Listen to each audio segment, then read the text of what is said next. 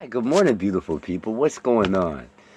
Seems like there's been some issues that had to be taken care of, and what's funny is I took care of some other issues with individuals over my music, and let's just say I have carte blanche to do whatever the hell I want now.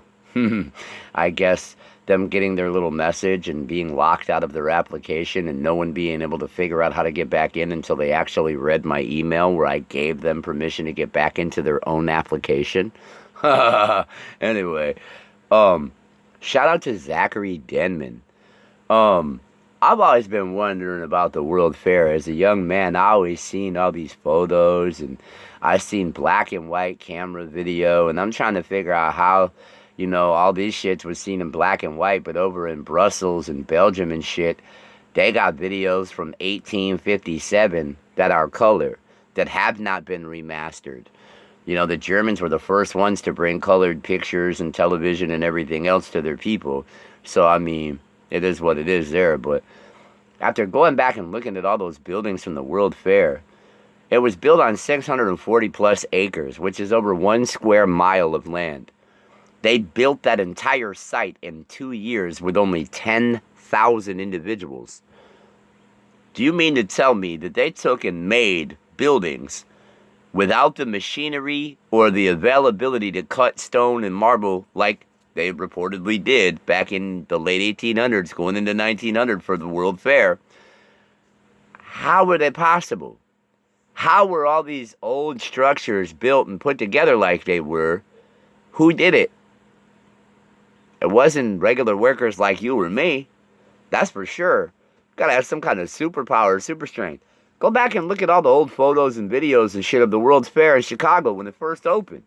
Look at all them ancient Lemurian and ancient Tartarian structures that they just rebuilt from previous shit. It's funny. I read something in some Masonic documents a long time back, man.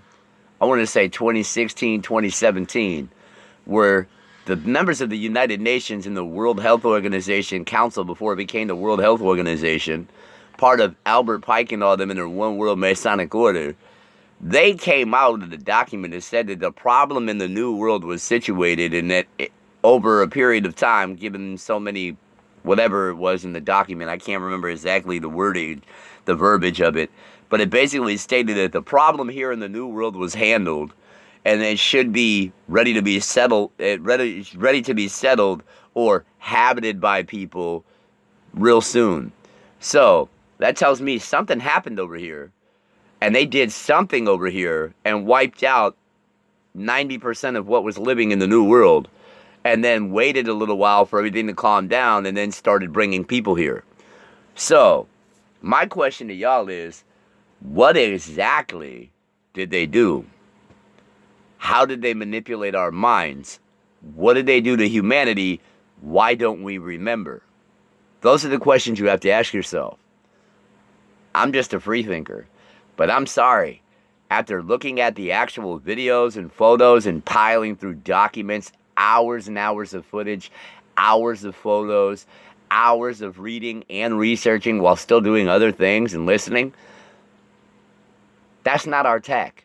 Those aren't our buildings. They were either previously there or brought from one place and set up to another, or they were mysteriously cataloged as out of view, out of sight, out of mind, until individuals started settling the region and doing the things that needed to be done and moving the things that needed to be moving, rebuilding things that were tore down, taken apart.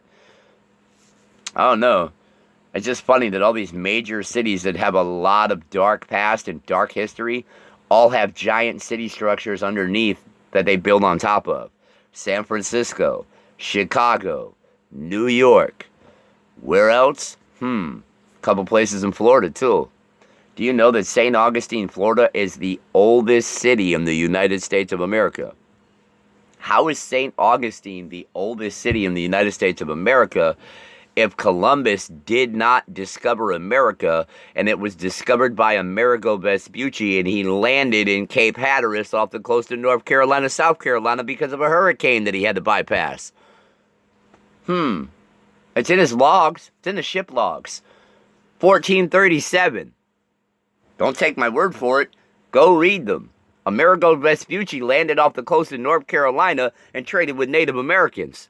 And that was in the 1800s, early 1400s, before Columbus was even old enough to travel. I mean, come on.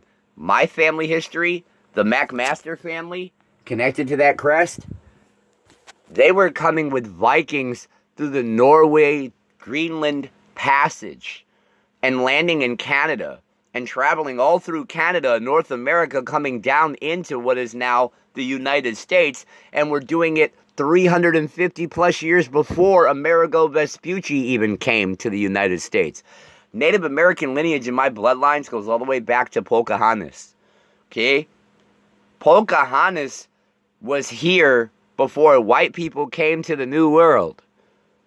How would my family on the McMaster side have it tracked in the lineages of Native American marriage to Scottish people back before Amerigo Vespucci even discovered America?